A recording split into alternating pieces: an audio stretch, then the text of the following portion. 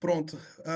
Professor Rossini Cruz, muito obrigado. A gente está aqui conversando um pouco e eu vou, na verdade, fazer algumas perguntas, porque a gente está comemorando 60 anos do curso de Economia da UESC esse ano, né? É uma data Hum. muito importante para o nosso curso. E o professor Rossini, que é professor aposentado da Universidade Estadual de Feira de Santana, doutor em Economia pela Unicamp, tem uma história intelectual muito rica, com muitos discípulos no estado, no Brasil, muita gente que estudou com ele. Eu fui aluno do professor Rossini na graduação, tenho excelentes lembranças. Eu espero que ele tenha boas lembranças também, mas do lado do aluno a gente nem sempre deixa tão boas lembranças assim para os professores quando você está ali correndo atrás de nota e coisas desse tipo, mas as lembranças que eu tenho da UF são sempre excelentes. Eu tive grandes professores, entre eles o professor Rossini. Eu tenho grandes amigos lá ainda, alguns amigos em comum que nós compartilhamos. O professor Rossini é de uma geração ah, brilhante que passou também pela Faculdade de Economia da UFBA, e nesse caso, um momento bem específico da história no mestrado de Economia e no programa de pós-graduação lá. E o professor Rossini foi aluno nosso aqui, né? Nos últimos dias a gente passou conversando com algumas pessoas e, em particular, com alunos das primeiras turmas. E aí a gente tem um pouco da conversa dos alunos lá das primeiras turmas e também gente que estudou mais próximo, nos anos 2000, nos anos 2010. Mas esse não é o seu caso, né, professor? Foi um período meio intermediário aí, não é dos alunos que se formaram lá naquelas primeiras turmas, mas também não, bom, não se formou em turmas já, digamos, quando já era o ESC e tal, é um momento intermediário. Então eu vou bater um papo rápido aqui com o professor Rossini Cruz, que se disponibilizou gentilmente para conversar com a gente pelo computador, e graças à tecnologia isso é bacana e possível, né? Professor, primeiro me fala um pouco como foi seu interesse por economia, antes da gente falar da UESC, assim, como foi, como parou em economia?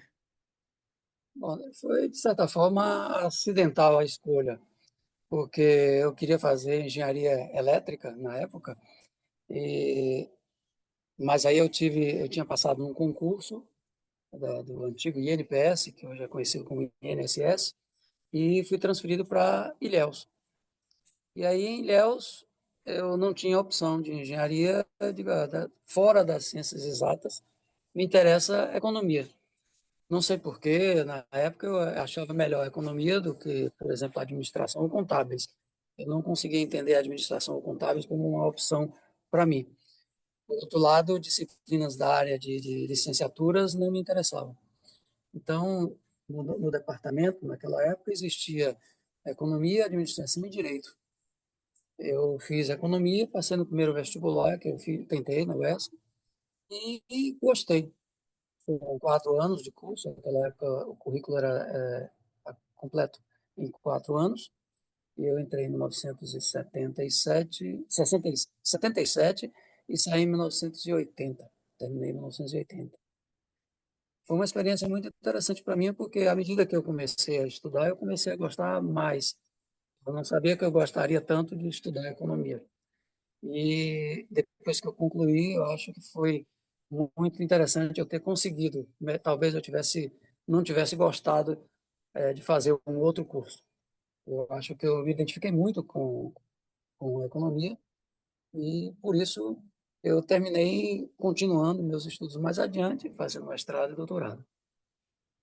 Bom, essa é uma experiência um pouco comum a muitos estudantes de economia, pessoas com quem eu conversei, né, que É. talvez não conhecessem tanto a área antes, mas por questões conjunturais de uma época qualquer acabaram escolhendo fazer economia e depois se apaixonaram, se interessaram e continuaram estudando, né? Mas me conta um pouco, como foi o curso que você encontrou aqui quando chegou, né? Como foi a instituição, como estava as coisas, o que estava acontecendo aqui como estudante também, sua visão como estudante, né? Bom, era um período que o Brasil vivia sob a ditadura militar. Então, havia, inclusive, professores que se dizia, eu nunca poderei confirmar, mas se dizia que alguns professores eram plantados na universidade para poder identificar ameaças pseudo-comunistas. né? Então, havia um certo receio de se fazer algum tipo de protesto. O DA de economia naquela época era muito assim, não se ouvia falar das ações do diretório acadêmico, e a nossa vida enquanto estudantes estava limitada à sala de aula. Então, não aconteciam eventos que você pudesse assistir, que tivesse seminários com participação de algum cientista, algum economista importante. Eu não me lembro. Se aconteceu, foi em algum dia que eu não fui. E olha que eu sempre fui um estudante assíduo. Como professor, eu sempre chegava no horário e saía no horário. Como estudante, era a mesma coisa. Dificilmente eu faltava uma aula, e também dificilmente eu chegava atrasado ou saía antes de terminar a aula. Então, eu não me lembro de ter assistido a algum tipo de seminário, algum tipo de debate que se discutisse, por exemplo, conjuntura econômica naquela época. Nós estávamos vivendo o período do milagre econômico, depois do segundo PND, né? E a gente só lia isso nos manuais de economia.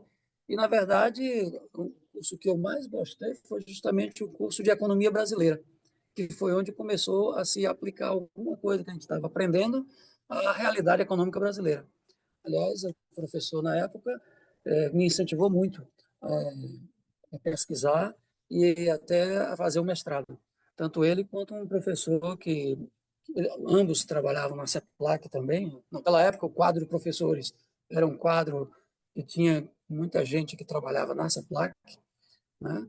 E esses dois professores foi que marcaram bem a minha trajetória aí, porque eles me incentivaram a fazer um mestrado e seguir meus estudos adiante, porque eu gostava de discutir, eu achava estranho aquela atmosfera muito parada, muito pacata.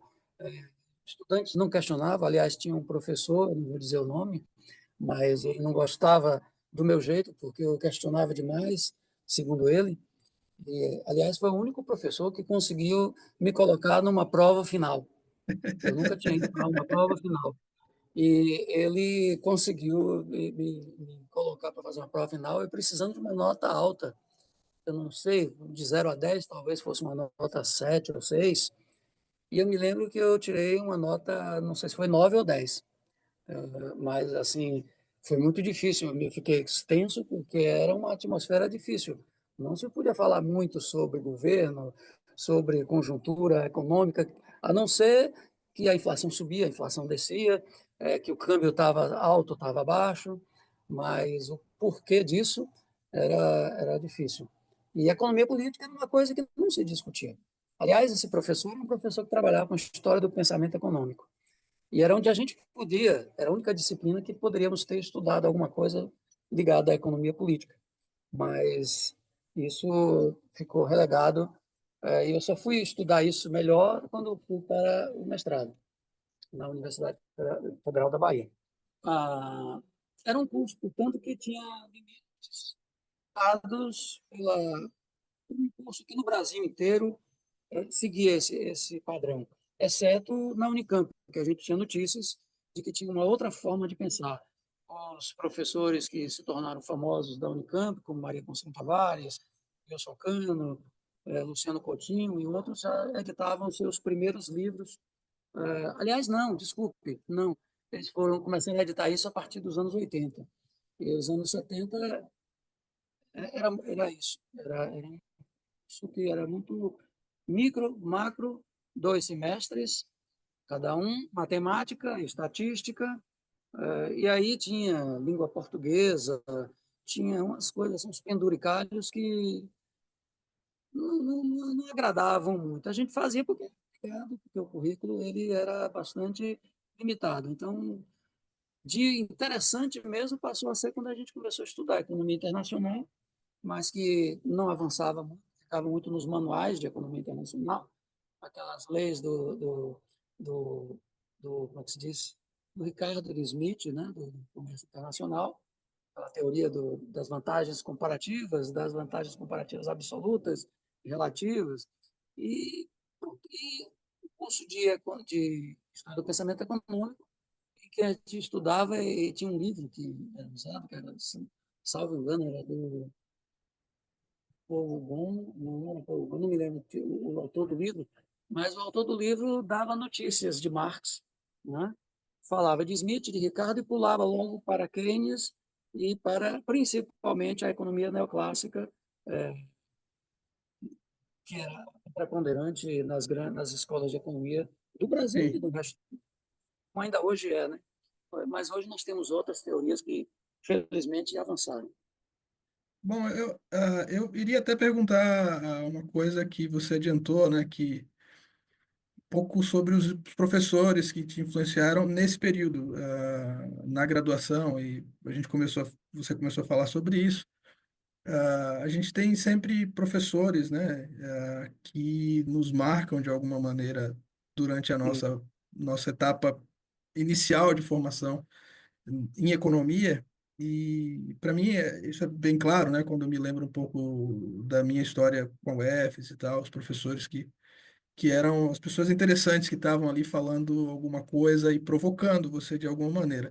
Dentro dos limites dessa época, né, obviamente, com esse contexto que era o contexto do Brasil inteiro, né, me parece que esses dois professores foram, de alguma maneira, intelectualmente influentes aí para tua Sim. cabeça e tal. Quem eram esses professores, você se lembra? Bom, acho que o nome dele era José Bezerra, né? Não sei o sobrenome, a gente chamava ele de Bezerrão. Mais tarde eu vim ser colega dele, inclusive, numa empresa chamada CAR, Companhia de Ação e Desenvolvimento Regional. Eu fui participar de um processo seletivo lá, de economista, e ele, por acaso, estava na banca. E terminou que era uma banca composta de 5 pessoas, e eu, dentre outros, fui um dos escolhidos. Foram só 2 vagas, e eu fui um deles. E o outro, que foi depois secretário de Educação em Itabuna, no governo, no primeiro governo do PT, no nome do prefeito, que foi prefeito do PT naquela época. Depois ele foi secretário de Educação do Estado, que foi AD1, e lá Sim, eu Sauer. Esses dois professores me marcaram pelo interesse que eles tinham em avançar nas discussões. Eles davam muito valor aos questionamentos que a gente fazia. E a gente ficava, às vezes, passava o horário da aula e a gente ficava batendo papo. E quando via, a aula já tinha passado, o tempo já estava entrando outro professor, porque as aulas eram interessantes e também porque eles instigavam-nos a fazer pesquisa, a pesquisar e discutir o porquê de determinadas coisas. A economia brasileira, particularmente, nós fizemos estudos com relação àquele período de inflação que estava acontecendo, e apesar do segundo PND e a inflação não estar tão alta como a que a gente viveu nos anos 80, mas era preocupante. O AD1 é porque ele trabalhava com metodologia e técnica de pesquisa. E a gente teve que fazer um projeto. Eu me lembro que na época eu fiz um projeto sobre implantação de uma indústria de álcool para combustível. Naquela época o Proálcool estava sendo iniciado, e aí eu pesquisei sobre álcool a partir da mandioca. E aí fiz um trabalho que foi considerado interessante por eles. Eu até pensei depois em dar prosseguimento a isso no mestrado, mas depois eu enveredei por outras coisas na área de economia política e não fiz. Mas esses dois professores. Bom, os outros, teve outros também que foram bons, mas assim, eu não me lembro dos nomes dele. Teve um que inclusive foi reitor, que era uma pessoa muito simpática e tal, mas era assim mais dos papos que a gente tinha do que mesmo de conteúdo. Era uma pessoa muito simpática. O Marcelo também, uma pessoa muito imagino simpática, que, bom, nessa amigo época da quem foi gente. reitor foi o professor, não era chamado de reitor, mas é análogo a reitor, é o professor Aurélio, né? Aurélio, é Isso, justamente o Aurélio. Ele Aurélio. se aposentou há pouco tempo, Isso. São duas professor pessoas Aurélio. que eu conversava muito, eram muito simpáticos, eles ouviam muito a gente, né? Mas assim, as matérias deles tinham conteúdo limitado, não é porque eles não tivessem competência para ensinar ou tivessem má vontade, muito pelo contrário. Mas a gente não avançava porque o programa era um programa também limitado mesmo. para aquela época, Assim, como era que era, mais em outro curso de economia. Não se fazia muitas discussões de outros pensamentos em macroeconomia, até mesmo a economia de Keynes, né? Ela era muito a economia a interpretação de Keynes a partir da visão neoclássica, né? Do mainstream neoclássico. Então, não se avançava muito. E, aliás, os dois, se não salvo engano, ensinavam macroeconomia. Um é macroeconomia um e o outro foi macroeconomia 2. Salvo engano, foi isso. A microeconomia eu não gostei, a história do pensamento econômico foi a grande frustração que eu tive na época. Um que era professor que era justamente juiz, a ideia de tentar discutir alguma coisa diferente que não aconteceu, né? eu não sei se é porque ele não gostava mesmo da disciplina ou se ele tinha limitações com relação ao conteúdo. Mas naquela época, discutir Marx, por exemplo, era até o nome já era um perigo, né? Eu me lembro que naquela época eu tive colegas no mestrado que diziam que o pessoal estudava escondido com professores porque não podia levar o livro Capital para a sala de aula. Não era um livro que não era permitido, né? Então, ao estudar Marx, a teoria da mais-valia, coisa desse tipo, eu queria ler, mas não podia, porque o professor não avançava. Ele dava notícias do que foi Marx, da importância de Marx, mas não avançava, né, no estudo de Marx. Ele pegava, na verdade, mais a interpretação de Keynes, dos neo-keynesianos, não é nem neo-keynesiano, na verdade, naquela época eram os neoclássicos mesmo, interpretando Keynes. E Smith e Ricardo, mesmo assim sem aprofundar sobre, por exemplo, teorias da mais-valia desde aquela época, né, como Marx fez no seu famoso tratado sobre a mais-valia. Imagino que isso fosse a regra, acho que a gente já Sim, falou disso, né?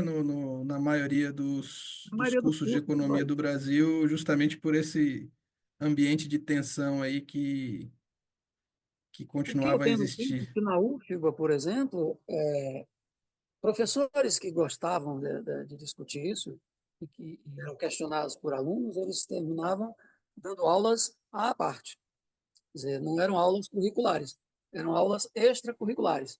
Então, muitos alunos que se tornaram políticos no Estado e fora da Bahia também, que eu tive notícias, que eles estudavam na casa dos professores ou em algum local menos visado pela polícia política que existia naquela época, né?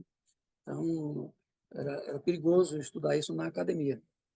Quem estudava geralmente era flagrado, quando era flagrado, era confundido com ativistas, quando não eram ativistas, né? E alguns eram ativistas, mas muita gente não, era só por curiosidade mesmo e por achar que os textos de economia brasileira não eram suficientes para explicar aquele momento.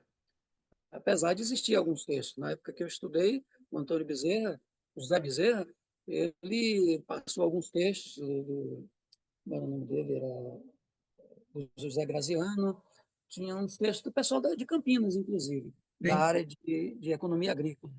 Bom, eu acho que a gente até se adiantou um pouco sobre influências intelectuais, né? Porque eu falei primeiro sobre influências intelectuais dos professores na graduação e eu iria perguntar logo em seguida, né?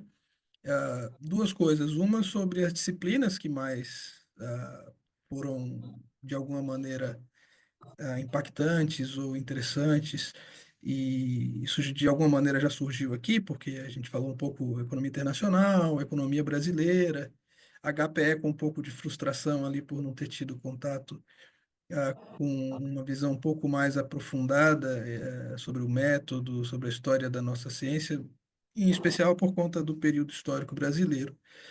Falando um pouco ainda do período da graduação e tendo em mente, claro, as limitações dessa época, né? Eu gostaria de saber um pouco disso, né? Quem eram as influências intelectuais que chegavam até você?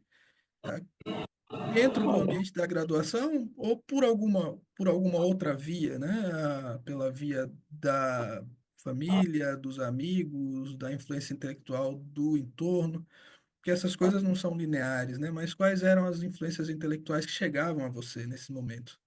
Olha, era difícil. Eu gostava muito dos textos da Maria Conceição Tavares, né? Tem um texto importante no livro, que é dela com o Zé Serra, que influenciou muito a buscar estudar um pouco mais a economia brasileira e regional. Mas naquela época eram poucas as influências. Eu não tenho assim de memória, a não ser leituras que eu fazia de periódicos, né?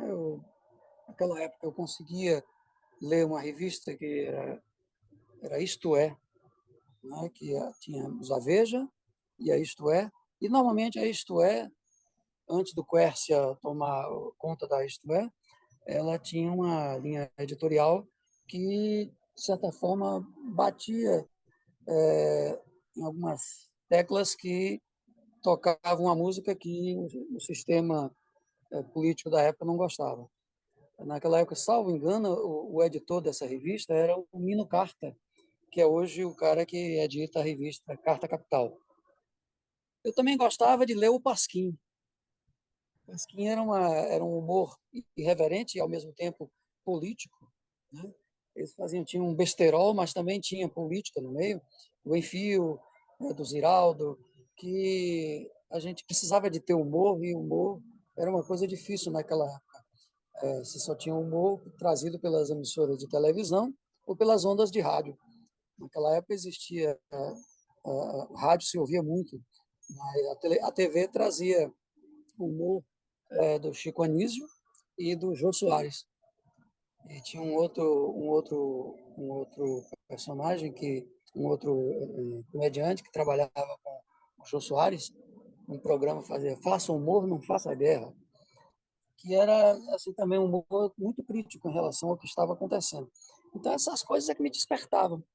Sem contar também que eu já tinha tido leituras outras, né? Mas aí é mais de romances, de coisas que, por exemplo, Jorge Amado. Eu li Jorge Amado, o São Jorge dos Ilhéus, tinha lido um outro livro também que eu gostei muito, que ele falava dos costumes da região, Tocaia Grande, tinha um outro que eu não estou lembrado, Jubiabá não foi, não, bem, enfim, e que me fizeram interessar por essa coisa social, né, das desigualdades sociais. E eu era um cara que eu sou um cara que vim de minha origem é uma origem muito humilde. Eu nasci num bairro que é um dos bairros mais negros de Salvador, principalmente naquela época, que é um bairro chamado Engenho Velho de Brotas. Em Salvador tem dois engenhos velhos, o de Brotas, onde eu nasci, e o da Federação. Ambos são bairros negros antes de existir a Liberdade, antes de existir o Curuzu, o Pero Vaz. Esses eram bairros negros por excelência, porque os que trabalharam nos engenhos foram abandonados ali, foram libertos, mas também foram abandonados é, à sua própria sorte, porque não existia emprego. Então, não à toa, meus primeiros amigos eram todos negros. E eu convivendo com isso, e sendo negro, apesar de branco, porque, como diria o Caetano, né, naquela música Tropicália, de tão pobre eu era negro, né, eu aprendi a observar essas desigualdades, e a economia me atraiu justamente pela possibilidade de eu tentar explicar por que é que essas coisas persistiam. E aí eu estudava tudo que falava sobre a situação de desigualdade social, me interessava, né? E quando não era sobre o Brasil, eu terminava também transpondo a realidade nossa para tentar entender um pouco. Então, a influência foi muito mais de leituras eventuais, de artigos que estavam em revistas ou em jornais. Eu lia naquela época muito o Jornal do Brasil e a Folha de São Paulo, que eram jornais menos alinhados com a ditadura. Nós tínhamos o Estadão e o Globo, que sempre tiveram uma linha muito mais alinhada.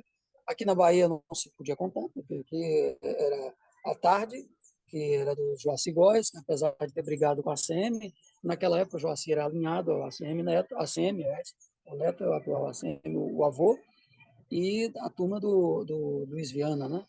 Então, Sim. Jornal local era difícil você ter Era alguma tudo crítica. chapa branca, né? Você tinha a Tribuna da Bahia, que era um jornal que tinha nascido para fazer um contraponto, mas que não sobreviveu aos ataques que a Semineto impetrou contra eles. O Tanto avô. que a Tribuna da Bahia fechou. Aliás, não foi a Tribuna da Bahia, não. Foi a Tribuna? Agora acho que eu estou confundindo. Ele fechou uma. Não, não foi a Tribuna, não, era um outro jornal, que agora eu não estou lembrado do nome, que era um jornal que fazia contraponto. E a Tribuna veio depois também para fazer o contraponto. Mas, enfim, naquela época, na década de 70, eu acho que nem a Tribuna existia. Era o Diário de Notícias, que era do espólio lá do Assis Chateaubriand, que Sim. é do Diários e Emissoras Associados.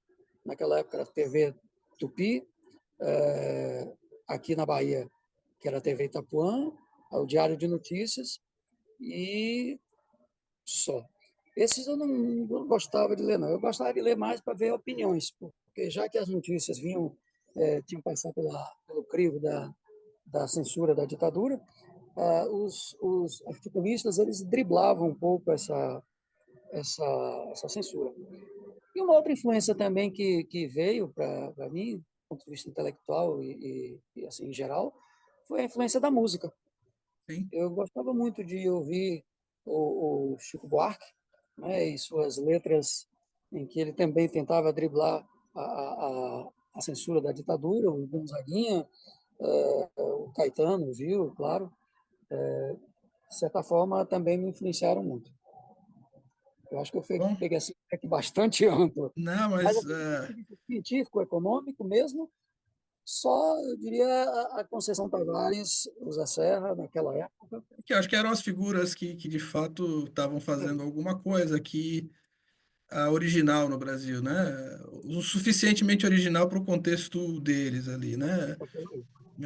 Com as limitações até metodológicas, eu diria, que eram típicas daquele momento em que você não tinha Sim, ainda formação de economia tão já consolidada no país, mas faziam alguma coisa original. Eu acho que algumas outras figuras, né, como o próprio Delfim, também tinham coisas naquela época, mas que foram menos populares justamente porque o Delfim já tinha virado um sujeito do governo. A tese dele é uma coisa mais dentro da academia, não era uma coisa que circulava tanto assim até para estudantes de graduação, né? é, Bom, mas pensando um pouco em algo diferente agora, né? Você se mudou para vir para cá estudar, é uma coisa isso. até que talvez não fosse tão comum naquele momento, né? A gente tinha um público mais de estudantes que eram da cidade de Ilhéus, Itabuna e das Isso regiões apoiaria. circunvizinhas. E me fala um pouco, eu sei porque eu já bati papo com você sobre isso, né? Você veio viver em Ilhéus. Como é que foi a cidade que você encontrou? Como foi encontrar Ilhéus aqui? Até hoje eu tenho saudade daquela cidade. Da cidade de hoje, não. Mas daquela cidade eu tenho. Eu gostava muito. É uma cidade tranquila, né? Uma cidade pequena. E, assim, eu morava no Pontal, perto da Praia do Sul, e perto da Praia da Frente. Naquela época existia uma praia naquela avenida que hoje você passa e nem percebe que existe praia porque a água bate nas pedras. Eu acho que não existe mais essa praia, mas naquela época existia. Então era assim, eu trabalhava de 8 da manhã até as 6 da tarde. 6 horas eu pegava um ônibus no ponto central ali da cidade, que ia para era um ônibus da Suba, era uma empresa que fazia a linha Ilhéus Itabuna, e chegava na sala de aula já em cima da hora, e a aula ia até às 11h30 da noite. E a gente saía às 11h30 correndo, porque o último ônibus passava às 11h40 em direção a Ilhéus. Se perdesse esse ônibus, não tinha como chegar. E aí, enquanto estudante, enquanto tempo de aula, eu quase que não via a cidade, porque eu pegava o ônibus, trabalhar do trabalho. Eu tinha o privilégio de voltar para casa meio-dia para almoçar e de vez em quando ainda dava um mergulhinho na água do mar antes de voltar para trabalhar. Mas isso era muito raramente. Normalmente eu quase que não via a cidade. Agora, nos fins de semana e nas épocas de recesso escolar, férias, etc., eu conseguia curtir mais as praias, principalmente a Praia do Sul, porque também, como estudante pobre, eu não tinha muito tempo e nem tinha dinheiro para ter mobilidade para poder ver as outras maravilhas que estão além da cidade, que hoje fazem parte do circuito turístico. Então, naquela época eu conhecia pouco. Eu cheguei aí ao Malhado, mas o Malhado, a praia era horrível. A praia que era conhecida na cidade era a praia ali da avenida principal, que é do centro ali, né, que hoje não existe mais, né, só mato, né?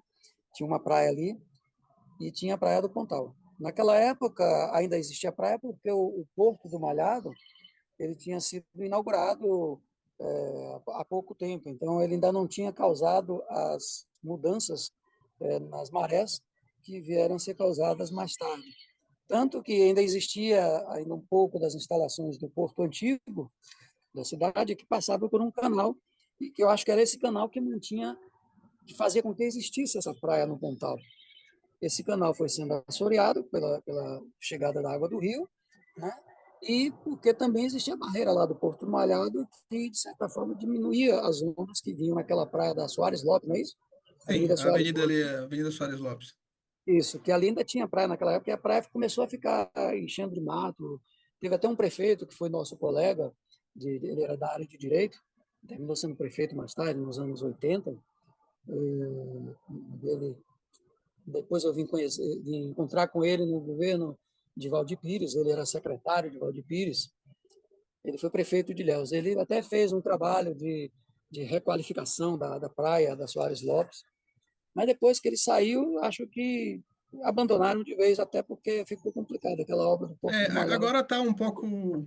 A área de água continua afastada, assim, mas como foi construída uma ponte, uma Isso, nova ponte entre a Zona Sul e o centro, que sai direto ali eu na não Soares conheço. Lopes. E aí uma parte ali do início foi está sendo frequentada novamente como praia, apesar do recuo bem grande em relação à avenida, né? Porque a praia chegava bem perto da avenida, mas tem gente É, voltando a frequentar, tá um pouco melhor do que há uns anos atrás, assim.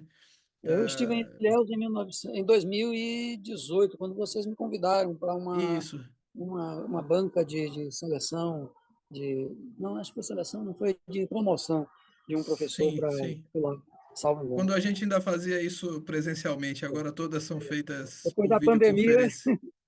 tudo Daí em agora é diante, pela internet. o governo descobriu que tem um jeito de economizar essa grana.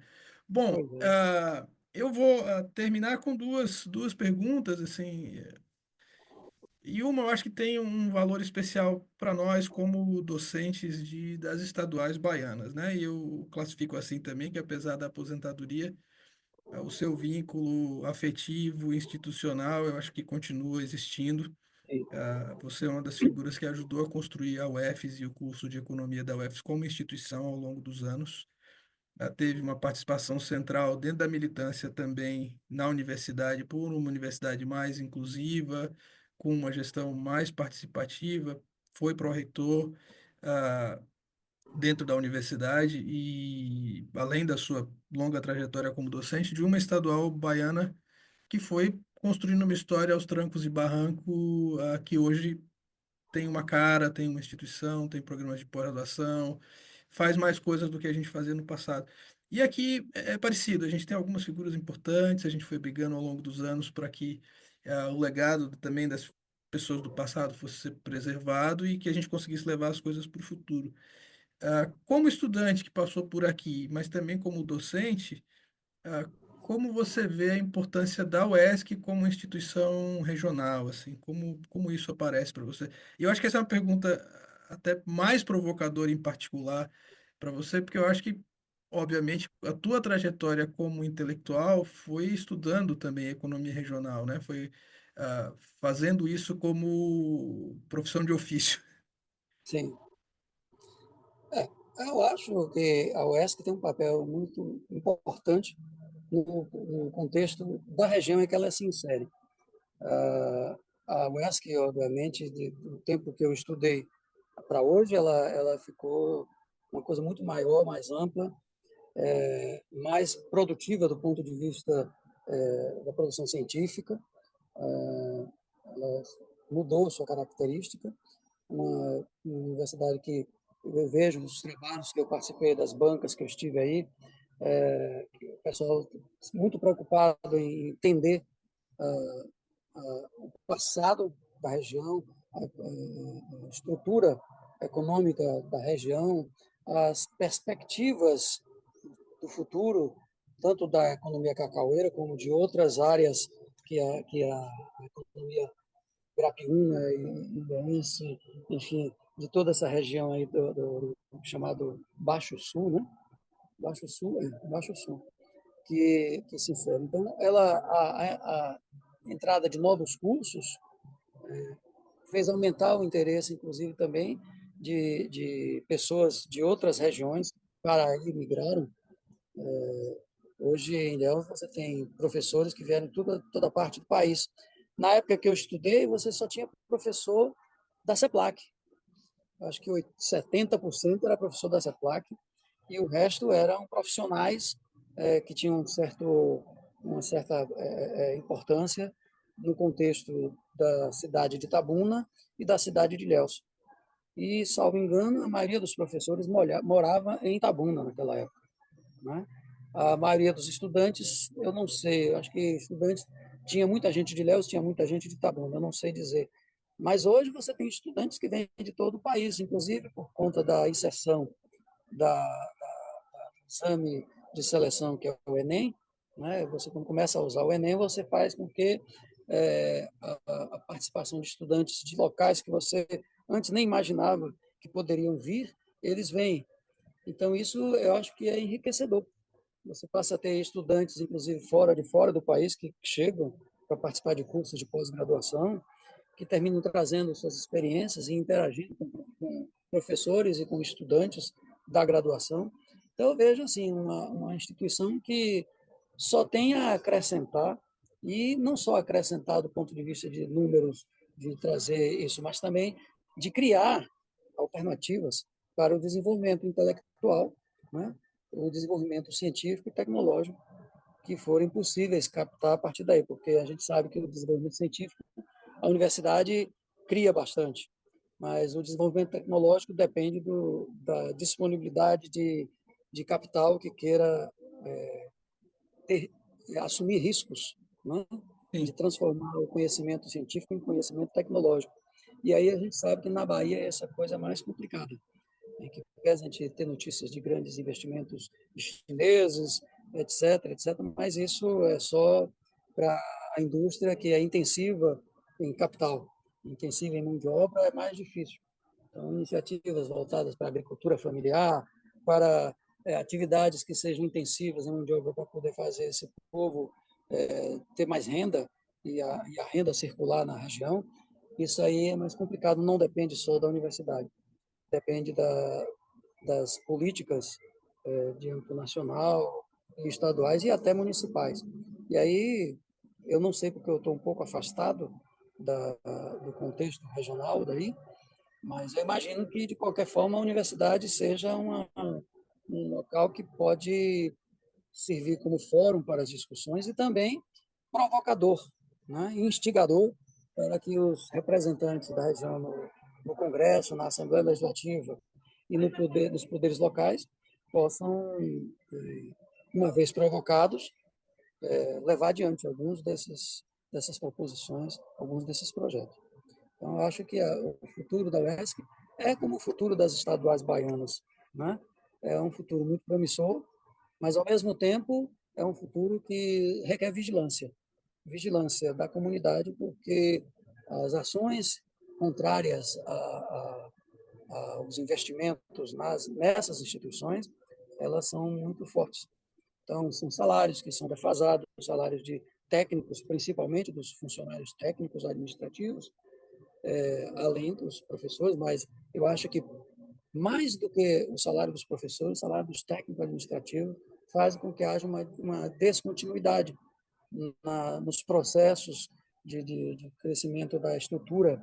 Eu conheci isso por dentro da Universidade de Feira de Santana e eu fiquei muito mais sensível a essa questão, porque a rotatividade de pessoal na parte administrativa das universidades estaduais é alta, dado que as federais, por exemplo, pagam o triplo Sim. e eventualmente até o quádruplo do que É, ganham. isso infelizmente continua igual, né? Isso Pois é, infelizmente continua e igual. isso não ajuda, isso faz com que a gente tenha que fazer um esforço muito grande, os docentes comprometidos, não só na administração, mas no fazer a universidade, tenham que lutar mais, não só do ponto de vista da sua intelectualidade, da sua produção científica, mas também do ponto de vista político, da sua organização sindical. E, infelizmente, os sindicatos hoje não, né, já desde a década de 90, sofrem um esvaziamento muito grande por conta de uma maré que é mundial, né, que faz com que suas reivindicações não sejam entendidas, seja porque há uma dificuldade em se comunicar, quer dizer, os sindicatos usar uma linguagem que seja inteligível por parte do público em geral, seja porque o público em geral não está tão preocupado com isso, porque o que ele está preocupado é com a violência que está no vizinho, na vizinhança dele, com o custo de vida que está ali, e eles não entendem que um professor esteja lutando para ganhar um salário que ele ganha hoje. Então ele olha, poxa, eu estou querendo ganhar um salário mínimo, e um professor ganha quantos salários mínimos? Eu vou dar apoio a esse pessoal? Então ele não entende a importância da ciência, a importância da educação superior, do nível superior. Eu acho que esse é um grande desafio para a universidade. Acho que essa é a grande luta que o corpo docente e o quadro técnico das universidades têm pela frente. E eu acho que não pode ser uma coisa só dos professores.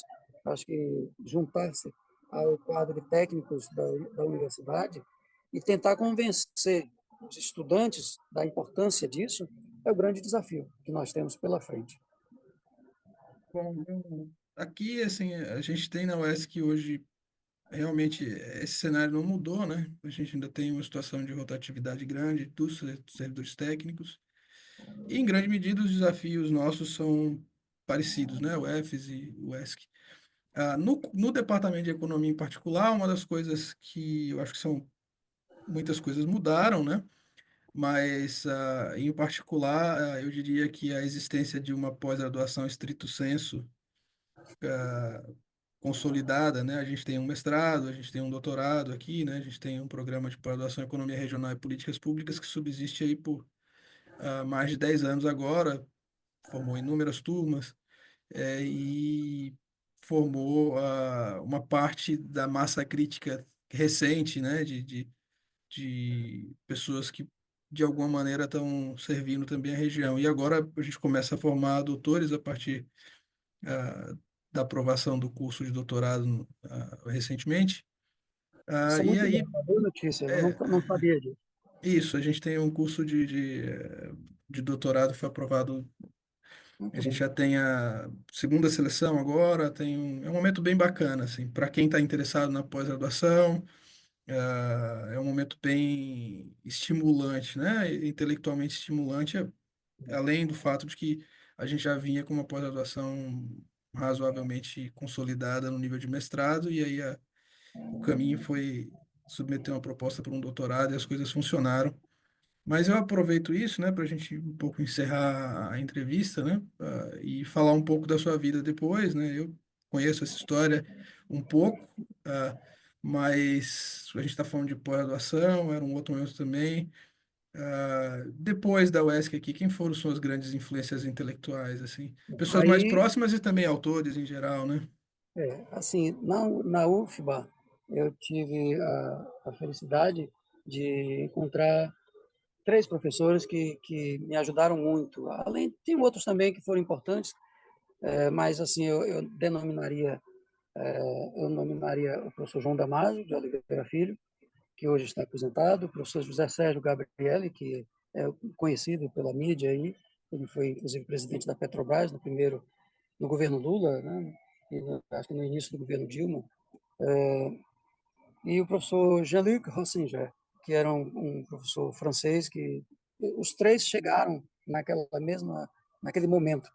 E foi um momento de redefinição do mestrado em economia da UFBA, porque o mestrado em economia da UFBA ele tinha muita influência da Fundação Rockefeller, e o pensamento dominante na UFBA era da que era o comum nos mestrados do Brasil. E aquele momento foi um momento em que se repensou, foram repensadas várias disciplinas e várias práticas docentes na UFBA. Então, eu diria que minhas referências intelectuais da UFBA no tempo de mestrado foram esses três professores. O Jean-Luc terminou sendo meu orientador. Eu fiz um trabalho de dissertação que trata da matriz de insumo-produto brasileira daquela época, de 1970, que era a primeira que existia, e eu fiz em termos de valor-trabalho, a partir do referencial teórico de Marx, Ricardo e autores mais modernos. Depois dessa turma aí, então, eu fui para a Unicamp. Eu passei quase 10 anos para poder fazer meu doutorado, porque eu assumi o cargo aqui, a minha função de professor na UFES, e fiquei um bom tempo na UFES fazendo pesquisa e tal, mas o que me fez fazer o doutorado foi porque eu comecei a pedir financiamento naquela época o CNPq, e eles negavam dizendo que eu não tinha o título de doutor. E apesar de eu ter publicado algumas coisas e ter produzido muita coisa, eu principalmente me tornei colega do João Damasio em projetos de pesquisa, nós fomos parceiros em vários momentos, com o Zé Sérgio também, não valia porque eu não era doutor. Então, eu fui fazer meu doutorado na Unicamp, isso já na década de 90. O mestrado eu terminei em 85, e eu saí para... Foram 7 anos, na verdade. Em 85 e 93 eu saí... Aliás, não, foi 94. Então, foram 9 anos. Eu fui em 94 para a Unicamp. E lá já encontrei uma mudança em relação aos anos 80. Porque se nos anos 80 a Unicamp foi a grande referência dos economistas, digamos, que tinham mais interesse em estudar economia política, já nos anos 90 estava acontecendo uma mudança na Unicamp em que professores começavam a estudar o pós-keynesianismo e outros neo-keynesianismo, e outros estavam estudando a linha de Schumpeter, principalmente a economia como é que chama, da inovação, né? Muita coisa muito interessante que terminou abrindo mais os horizontes teóricos para a gente. E aí a minha referência lá foi o Suzigan. O Suzigan foi uma pessoa muito importante para me definir o que eu devia fazer. O Wilson Cano, que terminou sendo meu orientador, o Luciano Coutinho e também o Beloso. O Beloso é uma figura rara, uma pessoa de uma cultura impressionante, e que as aulas dele a gente quase que nem perguntava nada, porque ficava todo mundo embasbacado com tanta coisa, com tanto conhecimento, e que a gente sai de lá realmente só querendo estudar mais. Então, essas 4 grandes referências. Deixa eu ver se teve mais alguma que eu posso para não ser... Bom, e teve uma pessoa que foi assim muito mais, um professor que foi muito mais, digamos, solidário com a nossa situação de estudante que veio de uma região periférica como a nossa, que foi o professor Otaviano Canuto. O Otaviano Canuto já saiu da Unicamp e ele destoava um pouco da área da economia política, mas era uma pessoa muito solidária com as nossas situações específicas. Ele era coordenador do curso e também nas horas vagas a gente batia papo bastante, né? Na cantina do departamento lá. Bom, e tive colegas também que terminaram sendo pessoas também importantes na nossa trajetória.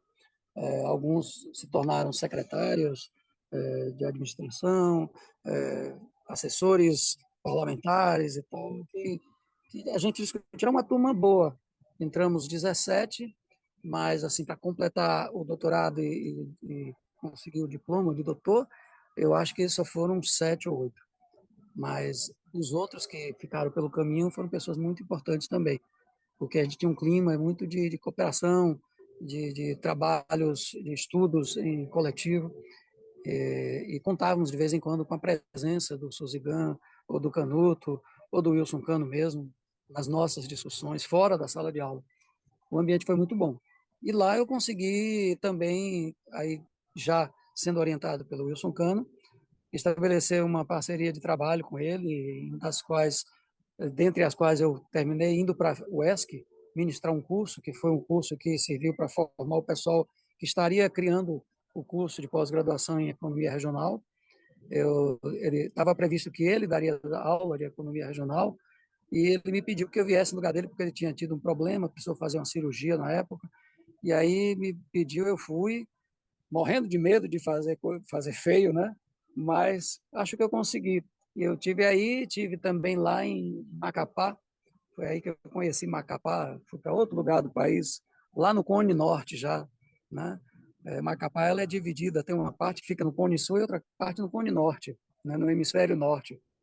Então eu conheci Macapá e trabalhei lá com o pessoal do zoneamento econômico, ecológico, enfim. Essas são as grandes referências que eu tive na Unicamp, né? Professor Rossini, muitíssimo obrigado pelo seu tempo. A gente está acabando aqui. Eu agradeço de coração. O professor mencionou Eu aí é que uma agradeço, né, essa série de oportunidade, influências inclusive dizer que intelectuais. eu tenho saudades daquele tempo, apesar de todos os pesares da graduação, principalmente da conjuntura política daquela época, o ambiente que eu estudei foi um ambiente bom, dentro dos limites que podia acontecer. Mas eu aprendi muito lá. E aprendi principalmente que eu precisava estudar mais. Então, isso me ajudou muito. Então, que eu acho que o grande papel da gente, enquanto docente, enquanto pesquisador, é tentar incitar nossos orientandos, nossos alunos, a nos questionarem, a nos superar. Então, eu acho que eu consegui superar alguns dos meus mestres e ainda tem coisas que eu tenho a aprender com eles. E assim como eu fiz também com meus alunos, e você, inclusive, eu fico muito orgulhoso de ver que você, Cleiton e outros que foram meus alunos, hoje fazem na universidade coisas muito mais interessantes do que a gente fazia na nossa época. Esse é o grande desafio, porque a vida tem que continuar e tem que continuar para melhor. Tem que avançar em relação ao que a gente fazia, ensinava e dizia. Agradeço pelos comentários super gentis. É uma felicidade enorme conversar com o professor Rossini. Tenho um carinho enorme por você e as minhas memórias das aulas são sempre as melhores possíveis. As provocações foram as mais difíceis com as quais eu tive que lidar entre muitos professores. Eu não tenho dúvida que uma geração enorme de pessoas, eu diria, de intelectuais, também foi influenciada pela sua maneira de pensar, de provocar e fazer a gente questionar as coisas. Isso é certamente uma inspiração que eu tento manter e, de alguma maneira, não com a mesma, ah, diria assim, com o mesmo talento, mas eu tento provocar os meus alunos a duvidarem, e inclusive duvidarem do que eu estou dizendo, eles tentarem provocar-se a si próprios de entender o que se eu estou falando faz sentido ou não. Bom, um abraço grande, professor Cine. Muito Agradeço obrigado. muitíssimo, foi um papo delicioso. Muito obrigado, um grande abraço. Para você também, Até para uma a turma próxima. toda aí. As pessoas que eu conheço, não vou citar os nomes, porque tem tanta gente aí, tem mais para todos. Um grande abraço. Valeu.